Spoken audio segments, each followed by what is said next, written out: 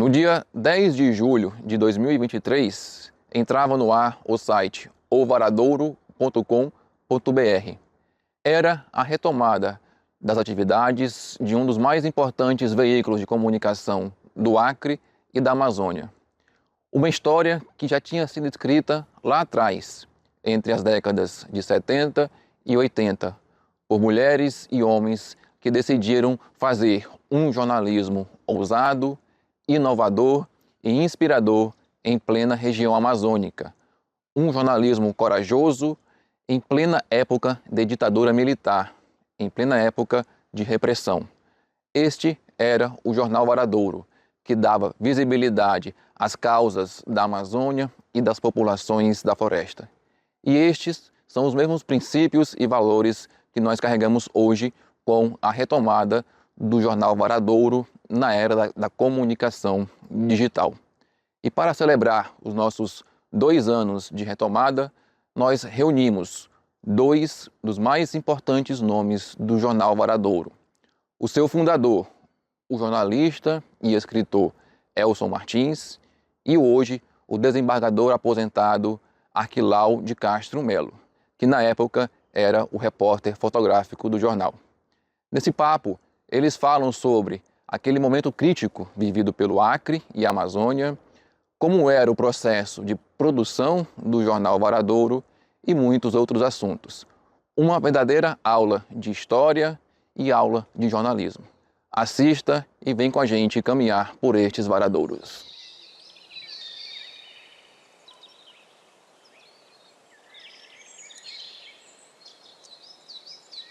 Então, em maio de 1977, em plena ditadura militar, o Acre sofria uma grande ameaça. O Acre, o extrativismo, os seringueiros de modo geral, com a chegada de fazendeiros que estavam adquirindo os seringais falidos e expulsando os seringueiros de suas colocações para plantar capim e criar boi. Isso era feito como uma necessidade do governo federal, do governo da ditadura. E os seringueiros tinham pouco apoio, poucos direitos. Então tinha a igreja do Acre Purus, do Dom Massi Grec, que com as suas comunidades eclesiásticas de base davam uma certa atenção para essa questão, denunciava, começava a denunciar, e chegava aqui no Acre a CONTAG para criar 8 sindicatos de trabalhadores rurais. Foi assim que começou a resistência contra o extrativismo acreano, contra a tradição do Acre de produção e de defesa da floresta, né? Os seringueiros, as famílias começaram a ter que sair, vir para a cidade desarrumadas. Então, um grupo de jornalistas pequeno, um grupo pequeno, com o apoio da igreja, começou a discutir a necessidade de criar um jornal, porque a comunicação que havia no Estado era totalmente favorável à política do boi. E assim, nós começamos a fazer circular o Jornal Varadouro em maio de 1977. A redação do Varadouro já estava em pleno funcionamento. Foi uma coisa que surpreendeu a aceitação do primeiro número do jornal. muito improvisado, muito difícil de produzir, não tinha gráfico suficiente, não tinha clichê, não tinha celular, não tinha computador. Para fazer a capa do primeiro número, que foi até eu que desenhei uma situação indígena, uma cena indígena, porque desde o primeiro número até o último, o Varadouro tratou da questão indígena. E quem segurou esse noticiário, essa cobertura da problemática indígena, foi o Terry Aquino, um antropólogo acreano, dedicado, que recebeu até o nome carinhosamente de Tixaia, amigo, irmão, da parte dos índios. Bom, nessa época, a gente já circulando com o jornal, apareceu um estudante de direito lá na redação, assim, que eu nem o conhecia, magro, barbudo, alto, até me deixou assim meio desconfiado, porque na época se falava que a Polícia Federal estava contratando estudantes jovens, barbudos, para se confundir com os jovens da esquerda. Mas esse estudante logo se entrosou com a turma e começou a fazer reportagens e passou a integrar o núcleo coeso do Varadouro na discussão de pauta, na produção de matérias. E foi ele também o responsável por uma capa do Varadouro, que ele foi cobrir uma situação de que tinha índias jovens participando, integrando o prostíbulo do Papoco, famoso prostíbulo do Acre, né, de Rio Branco. E ele fotografou uma jovem índia nua, e é muito bonita a fotografia, e aí isso gerou uma discussão, porque como o Varadouro já nasceu ameaçado de censura, a gente achava que pôr um nu na capa de um jornal, que não era muito comum na época, poderia gerar uma censura ao jornal e a suspensão, a retirada do jornal de circulação. E acabamos concordando em colocar uma tarja em cima dos seios da Índia. Esse estudante de Direito hoje é desembargador, aposentado, e montou, e já vinha fazendo isso há muitos anos, juntando peças históricas do Seringal, e montou no quintal de sua casa o Casa Museu, com peças originariamente, historicamente, que compunham o cenário dos seringais. Ferro elétrico, lamparinas, balanças, tudo, tem de tudo. É um museu de seringal e que está ganhando chamando muita atenção nos dias de hoje, sendo visitado por escolas de Rio Branco e algumas escolas até rurais. Esse jovem barbudo que assustou inicialmente na redação do Varadouro é o Arquilau de Castro Melo, que se tornou um advogado que um dos poucos, talvez 2 ou 3, que assumiam a defesa das famílias que eram expulsas dos seringais pelos fazendeiros, pelos capatazes, pelos jagunços, e vinham desarrumadas morar nas cidades, tanto municipais como na capital. E o Arquilau, ele pegava um tamborete e uma maquininha de escrever, Olivetti, e ia para os bairros periféricos invadidos por essas famílias para pegar a procuração delas para encaminhar a defesa de seus direitos à justiça. O Arquilau pode falar pessoalmente dessa experiência. Para mim foi muito gratificante, né, esse trabalho no Varadouro. Eu comecei a fazer a faculdade de Direito e eu pensava que não tinha espaço para a gente advogar no Estado, porque advogado era tido como malandro. Advogado bom aqui era advogado malandro, que roubava processo, que escondia as peças de processo, que perdia processo. Então, esses era o tipo de advogado padrão aqui. Se era bom advogado, aquele camarada que, ao fim de um processo, quando ele perdia, roubava os processos. E o processo era tudo físico, e aí para recompor tudo de novo.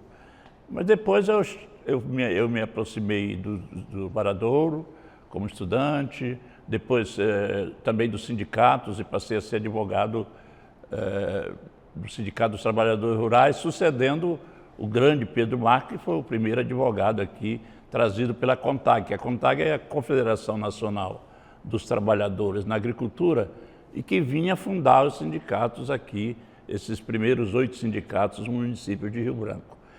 De Rio Branco, não, do estado do Acre. E esse pessoal que vinha expulso dos seringais, eles não eram reconhecidos de direito nenhum.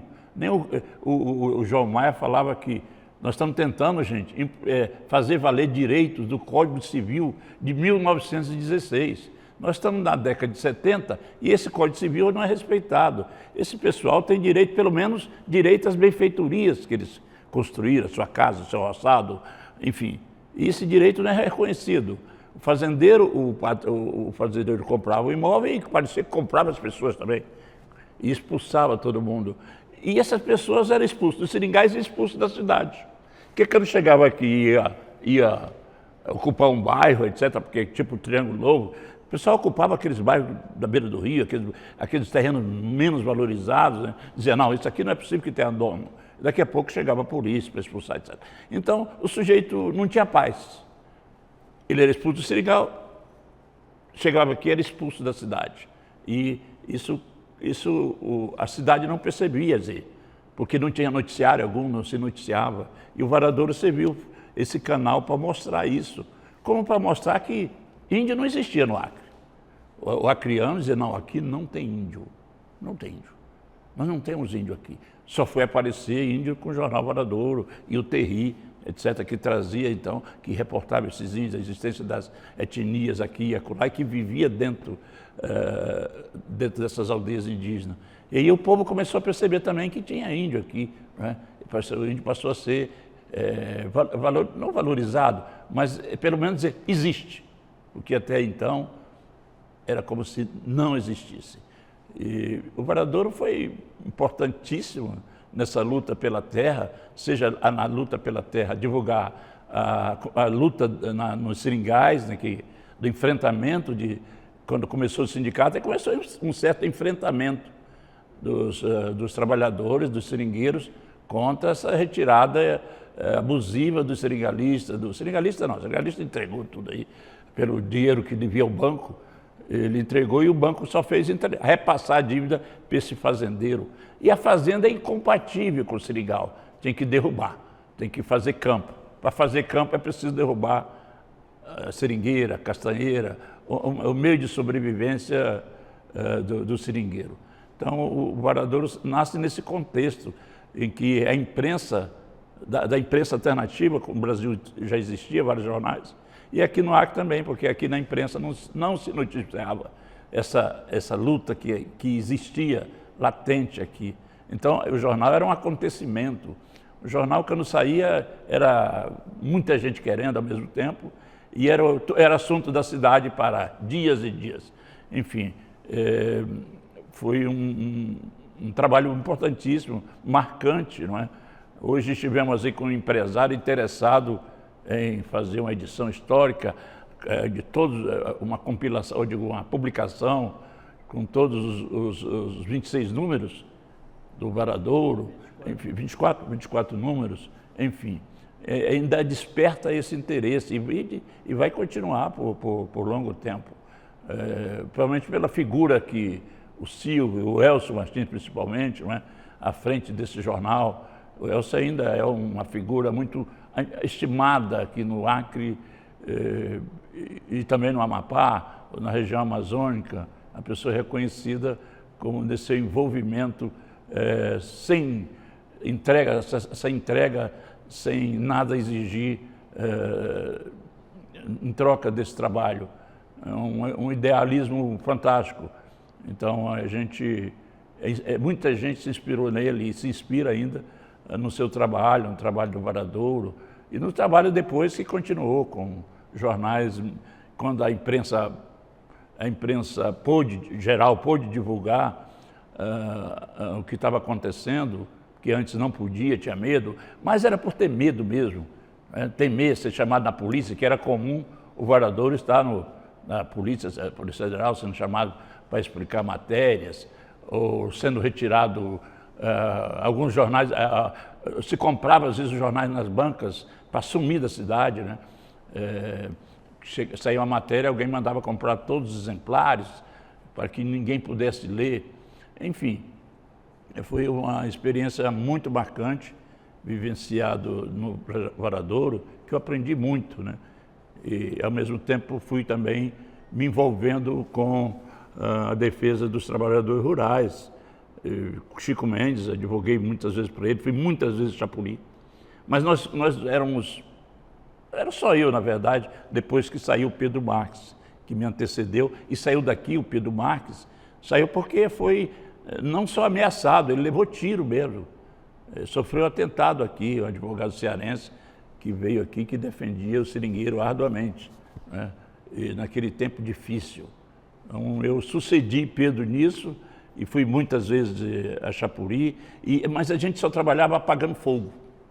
Era só para defender. A gente não tinha nenhuma atitude de prevenir, de avançar, de pedir, por exemplo, o capião dessas terras que esses seringueiros ocupavam. Enfim, foi realmente um trabalho do Varadouro. O trabalho do Varadouro era divulgar essas lutas. E aí é que estava a essência do jornal, né? Divulgar aquilo que estava acontecendo na cidade, uma violência da polícia, a violência no campo, né? A violência na periferia da cidade, contra essas famílias que aqui chegavam. E você pode pesquisar no Varadouro, você vai ver que já se falava desse futuro que nós estamos vendo aqui. Os bairros inchados, sem emprego para essa juventude, né? Juventude abandonada, enfim. É o retrato daquilo que foi noticiado lá atrás, não é? Essa multidão que chega na cidade, uma cidade despreparada para receber esse pessoal. Então, foi bastante gratificante essa vivência com o Silvio, com o Elcio e outros colegas importantes do Varadouro. Então, o Varadouro, ele foi um jornal que circulou muito bem. Nós tirávamos 5.000 exemplares, que naquela época era uma quantia inimaginável por outra publicação. Chegamos a editar até 7.000 exemplares. E interessante que, aproveitando a rede solidária da imprensa alternativa no país, toda a capital tinha um ou mais jornais alternativos que combatiam a ditadura, e eles acolhiam muito o nosso interesse em circular, mostrar o jornal nessas capitais. Então o Varadouro chegou a circular em todos os jornais, inclusive Teresina, no Piauí, que era considerado o primo pobre do país. E tinha algumas cidades também, como Campinas, que recebia uma boa quantidade. Se vendia muito nas universidades, né? o jornal vendia, por exemplo, em Belo Horizonte, porque nós tínhamos uma amiga lá que era ligada ao Varadouro, e ela vendia na universidade 300 jornais. Vendia 300 jornais também em São Paulo, no Rio de Janeiro, Brasília. E a CONTAG comprava uma parte importante dos jornais e levava para os sindicatos. E aqueles seringueiros que sabiam ler, liam o jornal, para os que não sabiam ler. E assim, a circulação do Varadouro era uma coisa que era esperada pela população. E a população, ela demonstrou uma efervescência social, uma resistência às mudanças que vinham ocorrendo, principalmente com essa chegada das famílias expulsas, a presença de jagunços contratados por fazendeiros. Havia uma arrogância da parte dos compradores de terras. Eles se sentiam donos do Acre, não apenas do Seringal, mas donos do Acre. Então, o Varadouro também, depois que nós paramos com o jornal, quando se afastou a censura da imprensa nacional, aí a gente achava que aquilo que os grandes jornais não faziam, por falta de compromisso social, passaram a fazer de novo. Então era uma disputa desleal. A gente achou que o Varadouro tinha cumprido sua missão como movimento, né? Mas nós continuamos assim, procurando jornais diários. Por exemplo, acabamos pegando um jornal falido de Porto Velho, que veio de Porto Velho, se instalou aqui e não conseguiu fazer a chantagem que fazia lá em Rondônia. Por intermédio de um diretor do jornal, e eles conhecendo o trabalho feito pela equipe do Varadouro, eu fui chamado a Rondônia para receber uma proposta de assumir o jornal sem custo nenhum. Nós teríamos que assumir as despesas do jornal na capital e depois se conversaria. Então. E aí foi assim que surgiu a Gazeta, como um jornal diário importante. Isso lá em 82, mais ou menos, já. E também, assim, nós sentimos a necessidade de ter um espaço de discussão política já na criação dos sindicatos. O João Maia, ele já falava, porque foi uma força surpreendente que emergiu, sabe, com os 8 sindicatos. E o João Maia já pensava num partido. E ele fez uns primeiros contatos com o Lula em São Paulo. E, de certo modo, o Varadouro, que já anunciava, vem aí um partido de massa, era o Partido dos Trabalhadores, né? E que acabou acontecendo. E também nós alugamos, eu e mais 2 sócios, alugamos uma casa que era do governador Fontinelli de Castro, ali na praça próximo do quartel, um casarão, né? Que ainda já foi tombado, né? Já hoje pertence ao Estado. E na época, a gente também, com o improviso que tinha no Varadouro, com as dificuldades, tinha um pessoal da FUNAI que estava sendo demitido, perseguido, acusado de esquerdista. O Meirelles, por exemplo, Aí descobrimos que o Meirelles era um marceneiro, né? Ele fazia móveis. Então ele fez todas as cadeiras do Varadouro. Instalou lá uma espécie de oficina, produziu as cadeiras todas lá, os bancos. E a gente, lá no casarão, tinha a parte de cima que tinha várias salas, né, que seriam quartos da família do governador. E a gente separou, aí começou a doar esses espaços, não cobrar, doação mesmo, para a Comissão Pro Índio, para o Sindicato das Lavadeiras, para os artistas, né, pessoal do teatro e tal. E realmente o casarão se transformou num evento efervescente, né, em Rio Branco.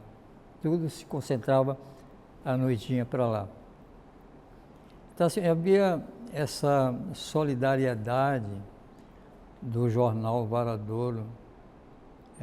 O jornal não tinha bens, não tinha recursos, mas tinha vontade de ajudar, né, com a sua comunicação.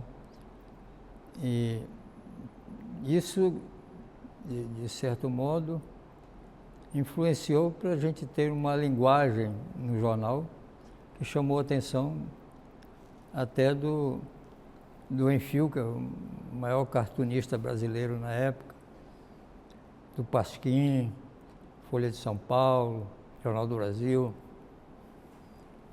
O Enfio estava fugindo dos militares, se recolheu num sítio longínquo, no meio rural do Rio Grande do Norte, um sítio do compositor Elomar. Estava lá e foi lá que ele recebeu os 2 varadouros, os primeiros 2 varadouros que ele conheceu. Aí ele mandou uma cartinha. Aliás, se você abrir hoje a coleção do Varadouro, você vê que a seção de cartas é cheia. E sobrava ainda muita carta para a gente publicar. E o Enfio mandou essa carta. Pessoal, o que me chamou muita atenção é que vocês fizeram um jornal que não tem nada parecido com o que faz em São Paulo e Rio de Janeiro, por exemplo.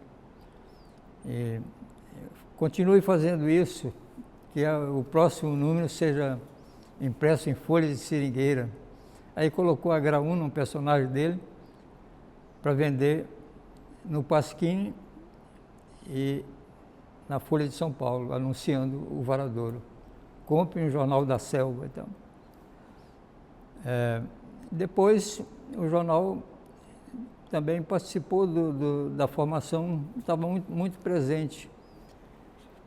Já no final, né, das suas edições, mas ele estava já presente nas discussões sobre criação do Partido dos Trabalhadores. O que também, que o jornal era muito artesanal, né? Pois é. Além de começar com a máquina de escrever, da tilografia, né? A tilografia, não tinha computador, né? E depois levava-se para a gráfica, que era linotipo, né? Fazer chumbo. Eu acho que o Varadouro, na época, teve que comprar chumbo para trazer para a gráfica, para poder escrever a matéria. E também a revisão era feita por nós, né, depois disso. E depois tinha um problema ainda, que as gráficas eram muito limitadas, ele não podia imprimir ao mesmo tempo 2 páginas ao mesmo tempo do jornal. Tinha que imprimir uma, né, e depois virar, dobrar e imprimir outra. Então, eles imprimiam uma página, nós levávamos para a redação do Varadouro, e aí juntava muita gente à noite para dobrar o jornal. Dobrar, voltar para a gráfica, e aí depois ainda voltava todas as páginas para ser montado o jornal dentro do Varadouro. Participavam várias pessoas que não eram da redação. Tinha um detalhe, quando a gráfica imprimia um lado, aí a gente dobrava para imprimir o outro lado, era um caderno de 4 páginas, né? Então a gente tinha que desdobrar a parte branca Isso de 5.000, 7.000 exemplares. E cada jornal, cada exemplar, tinha 5 cadernos desse, que você teria que fazer o mesmo movimento. Sim, e era geralmente à noite, quando a gráfica entregava e a gente ia à noite virar para entregar no outro dia. Né? E participava muita gente da comunidade, das comunidades de base, etc., que iam voluntariamente, né, para o jornal, ajudar a dobrar o jornal. Ficavam ansiosos até para chegar esse momento. Quer dizer, o jornal não era só redação, o jornal não era só o jornalista que fazia pauta, mas também envolvia um grande número de pessoas. Claro que as pessoas normalmente estavam nas comunidades de base e tinha interesse na divulgação do jornal, tinha interesse em conhecer logo quais eram as matérias que que estavam saindo do jornal, enfim. Então era uma coisa tudo informal, muita informalidade e muito artesanato, muito artesão. Era feito nas máquinas linotipo e as impressoras também, né, eram muito pequenas. Quando a gente, uma outra vez, conseguiu rodar em São Paulo, mas às vezes a maioria era aqui. Nós fizemos uma peregrinação por diversas capitais, onde encontrar uma editora que cobrasse barato para poder viabilizar a edição. E tem um detalhe, é que esse jornal, o Varadouro, ele inaugurou uma coisa que só durou enquanto durou o jornal, que foi a venda do jornal no pregão. Então, quando o jornal saía, era uma molecada enorme vendendo o jornal, pessoas idosas, senhoras, até jovens, mulheres vendendo jornal, muita gente na rua vendendo de casa em casa. Por isso que acabava logo a edição. Cada jornal vendido por ele tinha uma gratificaçãozinha. Tinha uma gratificação, sim. Ganhava um percentualzinho na venda. Não era pequeno, não. Eu acho que R$2 o jornal ficava R$1 para eles, uma coisa assim. Ou R$3 e ficava R$1 para eles. Eu tinha um senhor bem idoso, já com mais de 70 anos, que era lá do município do Arquilau, muito simpático, e ele era um bom vendedor, né? Aquele senhor que vendia lá de Cruzeiro do Sul, ele vinha buscar mais jornais, ele levava 200 jornais e vinha buscar mais na redação. O grande vendedor nosso de Chapuri era o Raimundão. Né? Raimundão que também escrevia, escrevia, o Chico escrevia. O Chico escrevia várias vezes. Certo. Não, o sindicato era uma fonte de informações, a gente tinha informações especiais, né, quer dizer, detalhadas de conflitos que existiam nos seringais, que a gente não podia estar com o repórter acompanhando, mas eles eram os nossos repórteres. Tinha muita... Foi assim uma união, assim. Por isso que a gente fala que o Varadouro era um jornal de movimento, né? O Varadouro era um jornal... Até os índios iam para a redação dobrar jornal. E os índios também, quando chegavam procurando o terri que tinha passado pela aldeia, estava aqui, eles se dirigiam ao Varadouro. O terri os levava para dobrar jornal. E a gente... o jornal, em todas as 24 edições, os indígenas estão presentes. Foi um tratamento muito carinhoso, muito interessado em ajudar. Olha, me marcou muito, pelo menos 2 pautas que eu me lembro assim. Foi a das crianças que trabalhavam em olaria aqui na Experimental, né? Cenoleiros, né? Meninos de 10, 11 anos, né? Que trabalhavam em olarias, ao lado daquele...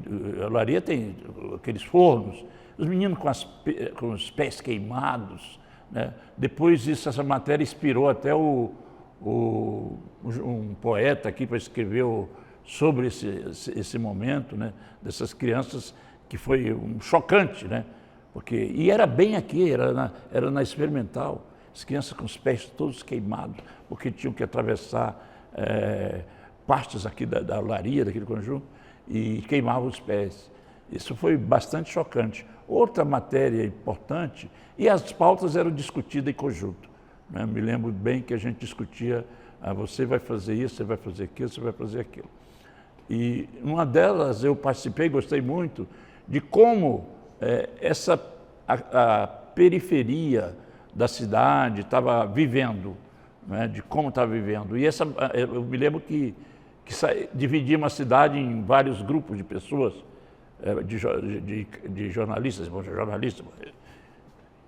para a cidade, para cá. Eu fui com a Maria, não só na cidade, da periferia, mas assim em volta da cidade, né? O que estava acontecendo com esse pessoal, o que eles estavam produzindo em volta da cidade. Eu me lembro que eu fui com a Maria Alegrete, sobrinho aqui, falei aqui para o lado do Rio Acre, ali para cima, naquelas colônias, né? Visitando aquelas comunidades, aquelas pessoas surpresas, né? Em ver a gente procurando a história deles, né? Fotografar eles e contar a história daquele povo que vivia aí, que também nunca era retratado em nada, né? E foi assim, bem marcante também. E outra foi essa que o Elcio contou, da prostituição, que nós fomos apurar denúncia de prostituição de índios que vinham para a cidade, prostituída no Papoco, etc. E a gente foi lá fazer essa matéria e contar esse drama da prostituição, que já era anunciado naquele momento, né? De que isso ia explodir e que estava só começando. Na verdade, estava só começando consequência daquele povo que estava vindo expulso dos seringais para a cidade. O Varadouro entranhou em mim, sabe? Eu considero assim que foi a minha experiência jornalística mais rica. Eu estava atuando no Acre como correspondente do jornal Estado de São Paulo, assim como o Silvio representou o Jornal do Brasil. E eu tive sorte, assim, de já vir para o Acre com uma pequena experiência de imprensa alternativa no Pará, junto ao Lúcio Flávio Pinto, um jornalista que, para mim, é a maior referência amazônica de bom jornalismo, sabe? E nós tivemos reuniões, o Lúcio Flávio tinha conseguido, com os donos do jornal Estadão, que fosse criada uma sucursal da Amazônia no Pará. E foi em função disso que o Lúcio Flávio me procurou já para que eu atuasse como um dos correspondentes dessa sucursal. Na realidade, eu comecei no Amapá, pouco tempo eu fui transferido para o Acre. Não tinha mais nem, assim, a ideia de poder voltar para o Acre, trabalhar no Acre. Aí esse convite da direção do jornal, com melhoria, com categoria de repórter regional, com salário razoável, com autonomia até para pegar avião no aeroporto e cobrir conflitos em Rondônia, em Boca do Acre, né? Foi outra experiência muito rica. O Varadouro de um lado, né, e o Estadão com grande imprensa, né, que me obrigava a ter um comportamento diferenciado, assim, mas de ouvir um lado e outro, e esse negócio de ouvir os dois lados. Eu fui expulso uma vez do Hotel Chuí, com o filho do gerente de lá, apontando um revólver para mim, porque eu tinha escrito uma matéria que situava a posição do hotel com acolhimento de fazendeiros e tal. E aí veio um jornalista de São Paulo, aquele que escreveu aqueles 4 livros sobre a ditadura envergonhada, Hélio Gaspari, né? Ele veio acompanhando um escritor norte-americano, Donald, esqueci agora o sobrenome dele. E eles tinham marcado um encontro lá no hotel. Eu fui, eles chegaram pela manhã e eu fui lá. Só que quando eu entrei, o cara veio com um revólver em cima de mim, aí eu voltei para casa. Aí depois eu recebi o telefonema do Hélio Gaspar, rapaz, nós estamos aqui no hotel, você ficou de passar conosco aqui. Aí eu contei para ele que eu tinha sido expulso do hotel. Aí ele disse, fica aí na tua casa, me dá o endereço que nós vamos te apanhar aí, nós vamos entrar junto. Aí foram me apanhar lá e nós entramos juntos. E lá veio o mesmo cara querer me confrontar, né? Aí o Hélio Gaspar tomou a frente, né? Quer dizer, houve esse acontecimento. Então tinha dessas ameaças na época, né? Eles eram assim muito senhores. Isso porque logo com a ditadura foi nomeado um governador, os governadores eram nomeados, né? Um governador que nós no jornal apelidamos de o governador dos bois, né? Até publicamos no jornal uma carteirinha dele em que o cabo eleitoral era um boi, né? O Vanderlei Dantas. Então, essa experiência jornalística foi a minha universidade de jornalismo, né? É uma experiência, 2 experiências muito ricas. Mas a do Varadouro foi mais duradoura, né? Eu nunca deixei de pensar na possibilidade de voltar com o Varadouro. Isso desde 81, quando o jornal parou de circulação. A gente ainda tentou fazer um outro jornal, menos com esse caráter de movimento, mas já procurando em ser uma pequena empresa, o Repiquete. Tiramos uns 8 jornais, 8 números mais ou menos, paramos. Depois teve a experiência da Gazeta, que foi muito interessante, acho que deu certo até hoje, né? Só que o jornal impresso acabou, né? Mas, então, eu continuei, viajei para o Amapá, passei 13 anos lá, montei um jornal lá, Folha do Amapá, e pensando sempre no modelo que a gente tinha trabalhado no Varadouro.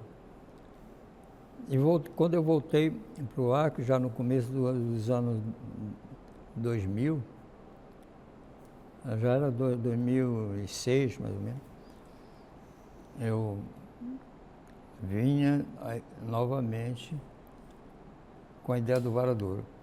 E quando surgiu toda essa parafernália da comunicação, celular, computador, internet e tal, eu vi, poxa, tá fácil fazer, comparando com o que a gente fez lá atrás, né? Tudo manual, com muita luta, passando a noite acordado, agora está moleza. Então eu comecei a chamar alguns jovens, que aí eu já não estava tão jovem, para encabeçar isso. Comecei a fazer reuniões semanais lá em casa. E essas reuniões isso durou uns 2 anos. Até que, como foi o início do Varadouro, velho Varadouro, a gente reuniu durante muito tempo e cansou de estar reunindo. Vamos tirar o jornal. Aí pegamos um apoio do Dom Moacir Greco e tal, e foi aquela alguém foi comprar 200 quilos de chumbo em São Paulo, consertamos um linotipo do Cerda, aí quando não dava numa gráfica partia para outra, não dava numa capital ia para outra capital. E nós nos politizamos jornalisticamente nisso, né? E recentemente, né, chegou a oportunidade de o Fábio aceitar a ideia de capitanear o novo Varadouro, que também procura seguir a linhagem do velho Varadouro, né? Que é fazer um trabalho social importante. E, surpreendentemente, a parafernália a que me referi não ajudou a segurar um futuro melhor para o Acre. O Chico Mendes conquistou as reservas extrativistas, muitos fazendeiros conseguiram ficar nas suas colocações de seringa, um grande legado, né, desse movimento sindical, mas a ameaça do boi continua, e agora com ameaça política também, porque o boi está contando com um congresso que tem uma representação acreana muito bovina, né? E agora mesmo estamos presenciando uma ameaça desses predadores da natureza contra o próprio seringueiro e contra o próprio governo que está procurando defender a reserva extrativista. Mas essa é uma história que quem vai contar é o Fábio, né? Ele já começou a fazê-la. Eu acho que ainda há espaço para esse Varadouro, sim, novo, né? Nesse novo formato. Eu não acreditava, sinceramente, que era possível isso. Assim, tanto é que eu não frequentei essas. Eu sabia que nós estávamos sempre em contato, conversávamos sobre isso, e sabia que você estava reunindo com jovens, jornalistas, etc. E eu achava que não ia dar certo. Eu, sinceramente, era descrente dessa possibilidade.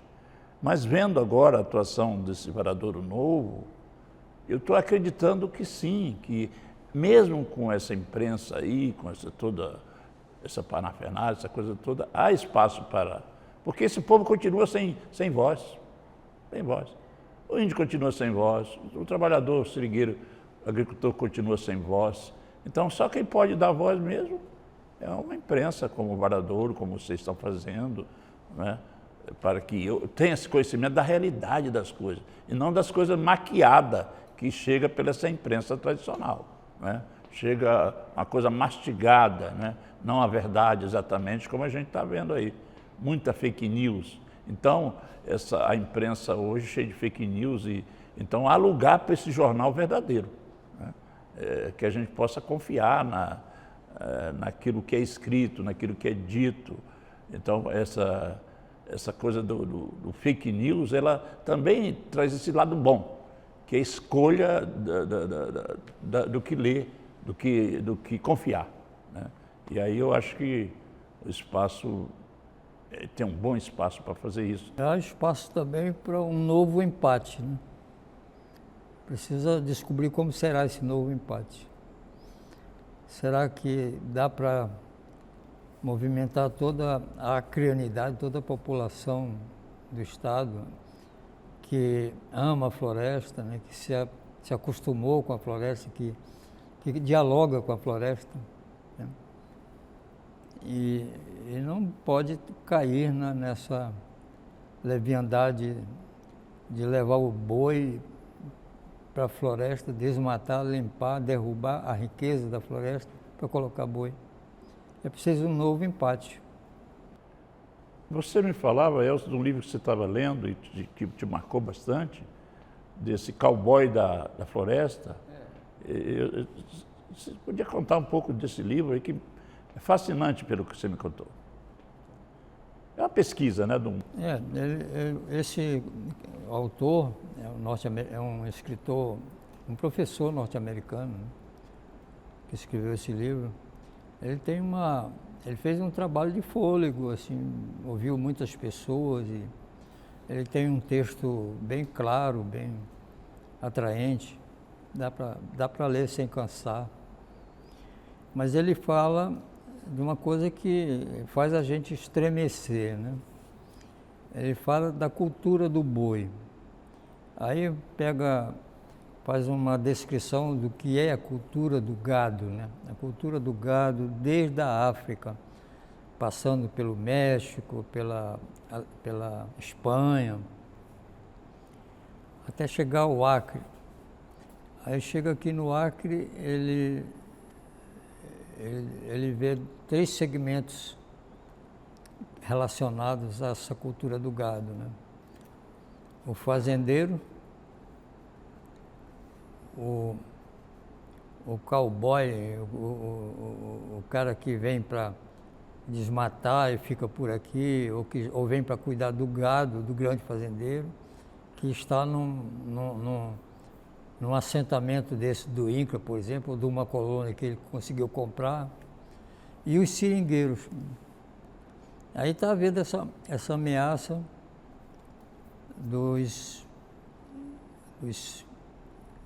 da cultura do boi entrar na reserva extrativista através da negociação da criação de boi de meia, né? Quer dizer, o fazendeiro entrega uma quantidade de vaca, de bezerro, para o seringueiro engordar e dá uma porcentagem para ele. E isso está criando a ilusão de que os associados da reserva extrativista, que são os seringueiros que lutaram para permanecer na floresta, na sua colocação de seringa, e conseguiram, estão agora querendo transformar a sua colocação de seringa em uma fazenda. E com a ideia mentirosa, a ideia fake news, de que pode se transformar também num fazendeiro de sucesso, né? Mas o fato é que ele, muito cuidadoso, esse professor, ele vê diferença entre o fazendeiro nessa cultura do gado, né? O fazendeiro considera o boi uma commodity. Empurra no caminhão, põe para o mercado ou para o frigorífico, né? Já o cowboy, aquele que está participando dos rodeios cada vez mais constante em todo o Acre, participa de disputas, de rodeios, né? Esse já é uma ameaça não pela a questão do poder do dinheiro, né? Que ele também não tem muito dinheiro, mas ele desperta um certo fascínio da maneira como se traja, o seu chapéu de cowboy, o cinto com a fivela larga, bota, e a música sertaneja que está dominando o mercado aí regional. Já não se vê mais nem forró nos bailes de Rio Branco, é só, sobretudo, música sertaneja. Mas o escritor, ele percebe uma diferença de como a cultura do gado mansamente pode entrar. Esses bezerros que são passados para as famílias seringueiras, quem cuida mais desses bezerros são os meninos, né? Os filhos do fazendeiro. E eles criam uma amizade com o animal, primeiro que dão logo um nome para o animal. E eu me lembro disso, porque eu fui menino também em Seringal, e quando nasceu um bezerro, assim, aquele animalzinho muito bonitinho, meu pai doava para um de nós, filho, né? E aí a gente ficava cuidando daquele bezerro, e aquele bezerro criava uma amizade com você, que você montava nele sem cangalha, sem nada, quando ele estava já como touro, né? E isso está acontecendo também na reserva extrativista, que é um atenuante da cultura do gado que está entrando na reserva. Mas isso não é suficiente, porque existem as pressões cada vez maiores dos poderosos, dos fazendeiros, dos que não põem nome no boi, que mandam todos os bois para o frigorífico e para o mercado internacional, e esses que compram as colocações de seringa. Né? Eu considero assim o desfecho do livro assustador, porque é a cultura do gado que ninguém sabe qual será o formato dela no final.